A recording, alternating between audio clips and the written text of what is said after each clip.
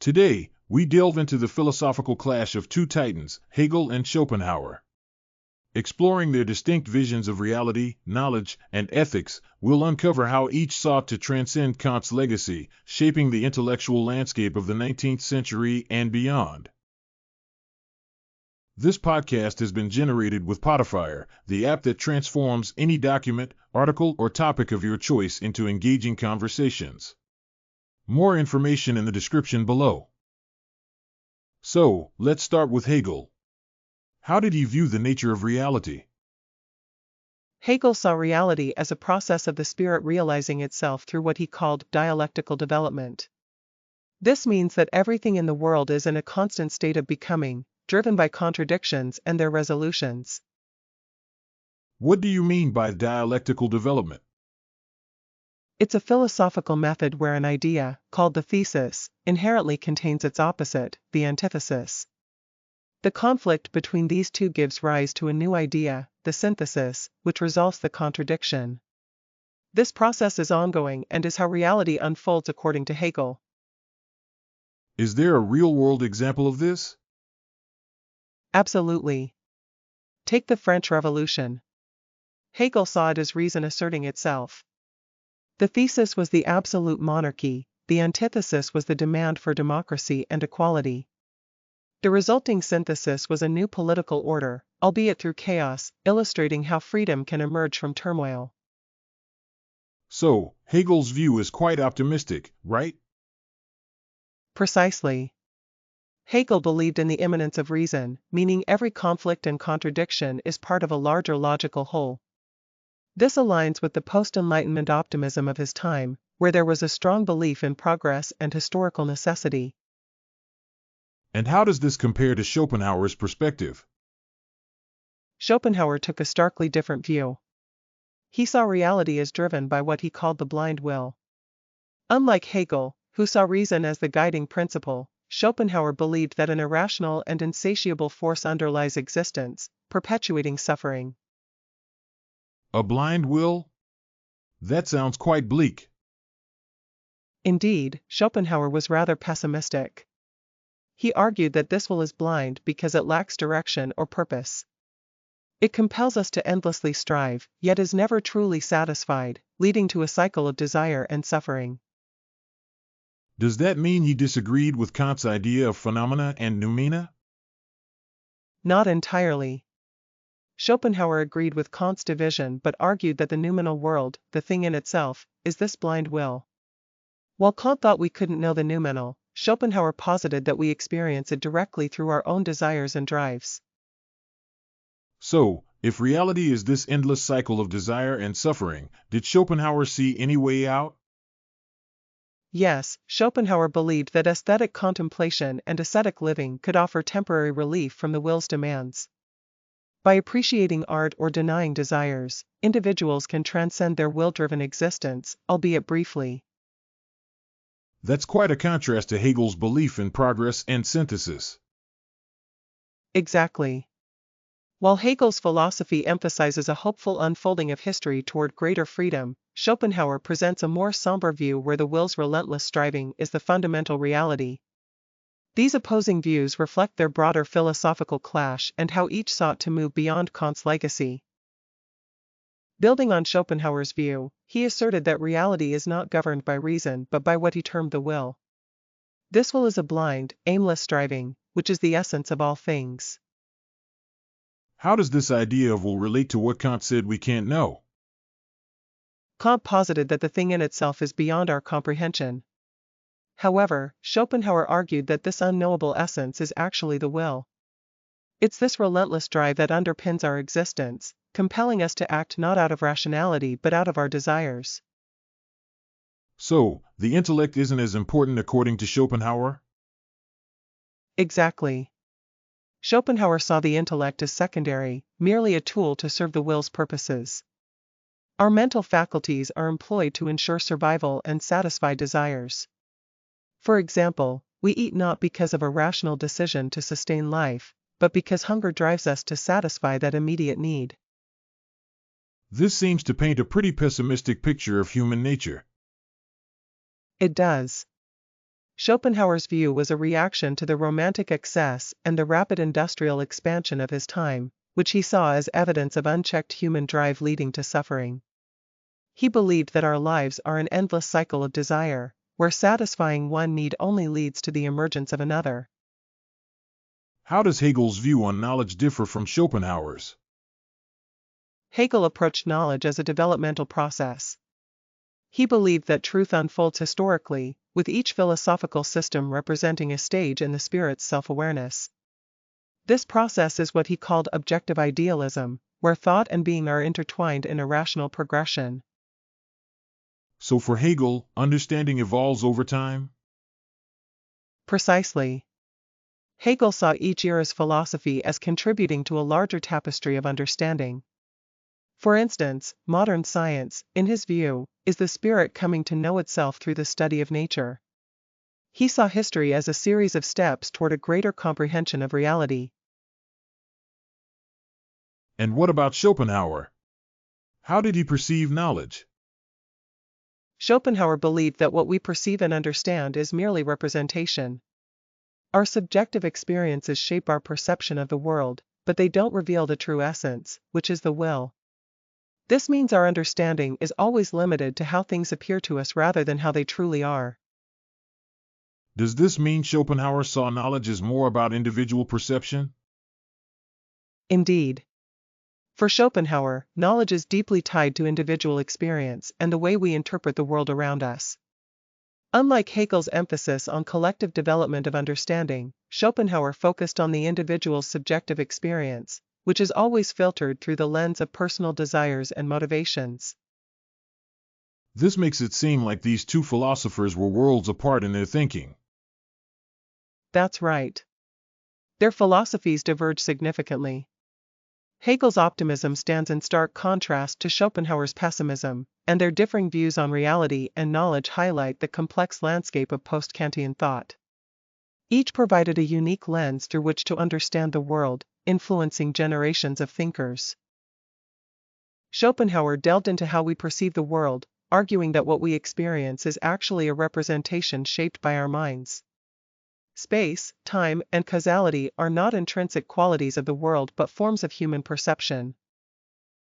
Does that mean our understanding of reality is limited by how we perceive it? Exactly. Our mind constructs reality based on these perceptual frameworks, meaning we're always seeing a version of the world rather than its true essence.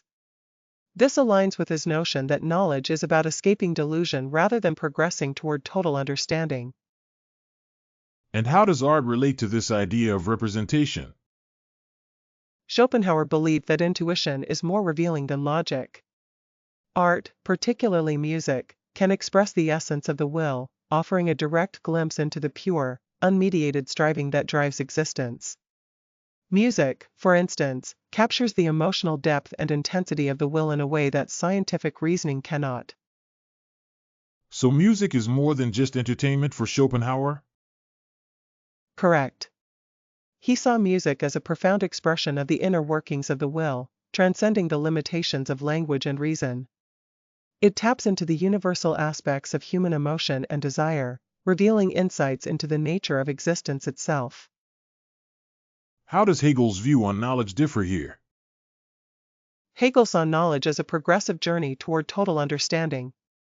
For him, human history is a dialectical process where spirit comes to know itself more fully over time. This stands in contrast to Schopenhauer's idea of knowledge as an escape from illusion. Moving on to ethics, how did Hegel view freedom? Hegel's concept of freedom is closely tied to rational necessity. He believed true freedom isn't about doing whatever one pleases, but about understanding and aligning oneself with the rational order of the world. Recognizing one's role within this order is key to genuine freedom. Does this mean he valued social structures? Yes, Hegel placed significant importance on the ethical life, or Sittlichkeit, which emerges through a progression from family to civil society and finally the state. He saw these structures as essential in realizing freedom, where obeying just laws is a form of participating in universal reason, rather than oppression. So, aligning with society's laws is a form of freedom? In Hegel's view, absolutely. He argued that when laws reflect rational principles, following them is an expression of freedom because it means participating in a rational and ethical society. This idea suggests that true freedom is found not in isolation but in the interconnectedness of social life. This seems quite different from Schopenhauer's perspective.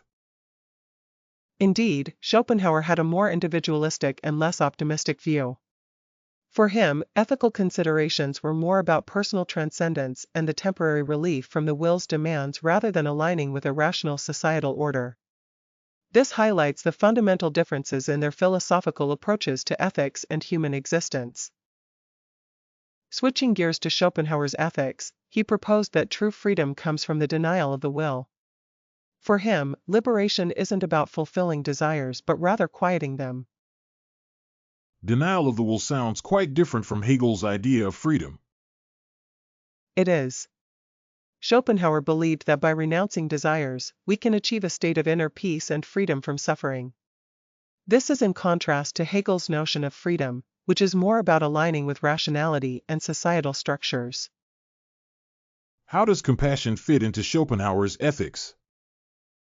Compassion is central to his ethical framework. Schopenhauer saw all individuals as manifestations of the same suffering will. Recognizing this shared suffering leads to compassion for others, as it reflects an understanding that we're all driven by the same underlying force. That's quite a profound way to look at human interaction. Indeed. Schopenhauer's ideas echo elements of Buddhism and ascetic mysticism, where the focus is on transcending worldly desires to achieve a higher state of being. He admired figures like saints, artists, and monks, who he believed could transcend the will through compassion and renunciation. So, his ethics are more personal and existential compared to Hegel's? Exactly. While Hegel's ethics are rooted in social and historical contexts, Schopenhauer's approach is individualistic and existential, focusing on personal liberation and empathy as paths to overcoming the will. Let's shift to how Hegel viewed art and religion. Hegel saw art, religion, and philosophy as stages in the spirit's self-revelation. Art provides an intuitive presentation of truth, religion conveys truth through images and symbols, and philosophy captures truth in pure concepts. So, they're part of a hierarchy in Hegel's view? Yes, Hegel considered these three as a rational hierarchy through which the spirit expresses itself. For example, classical sculpture, which achieves a unity of spirit and body, represents the Greek ideal and reflects how art can embody deep philosophical truths.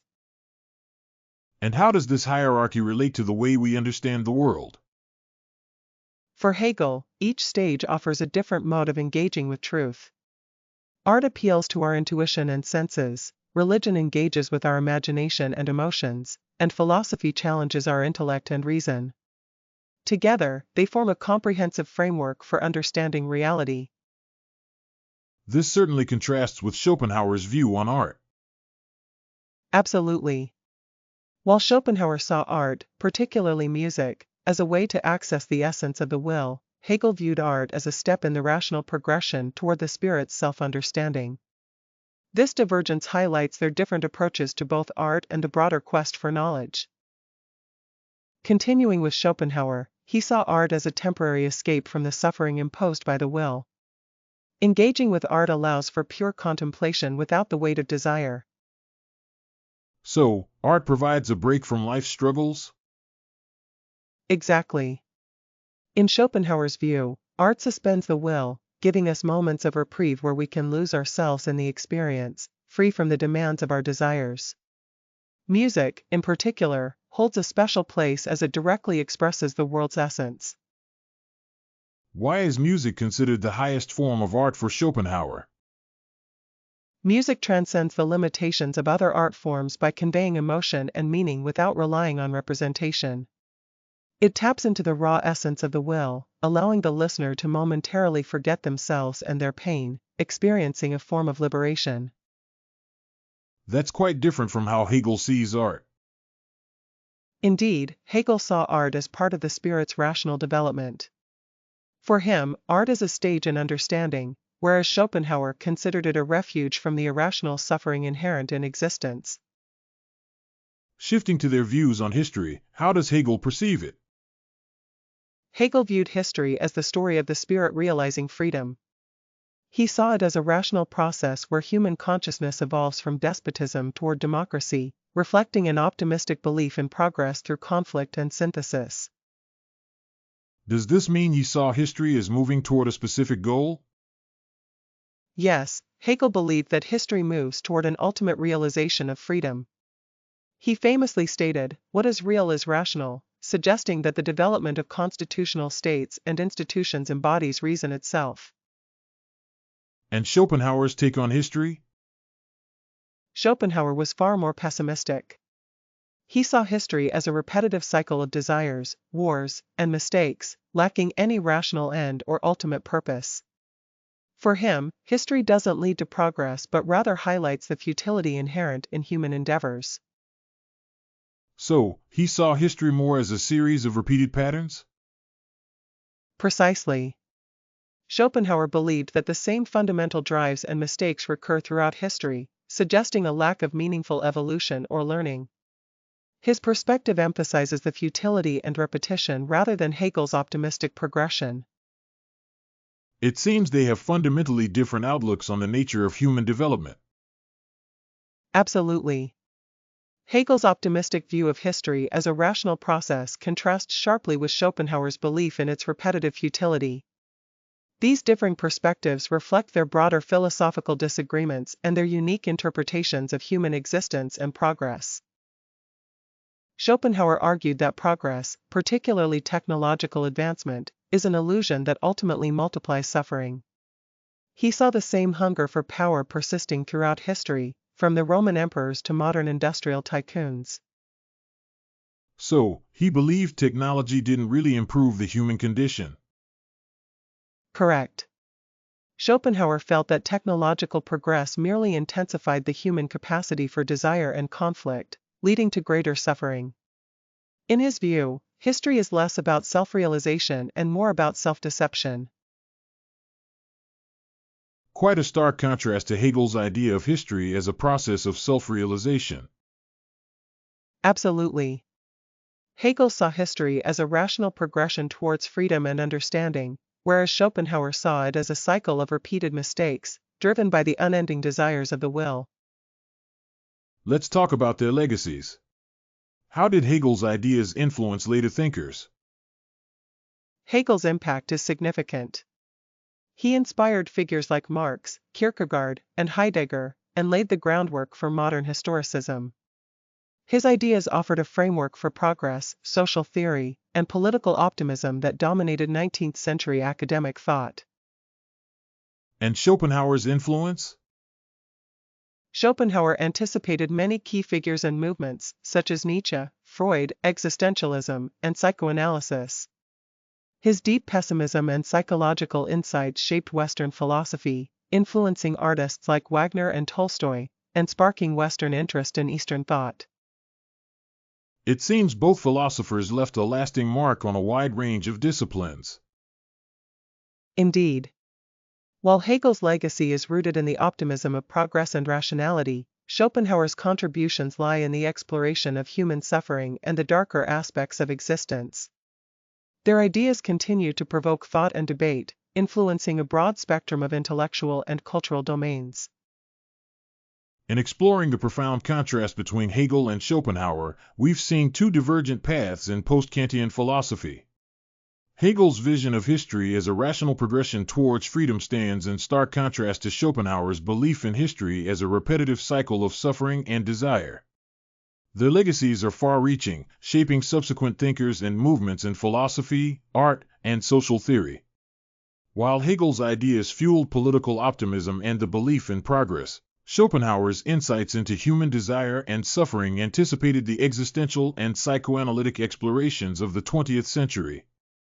As we reflect on their differing perspectives, questions remain about the nature of progress, the role of desire in human history, and the balance between rationality and intuition in our understanding of reality.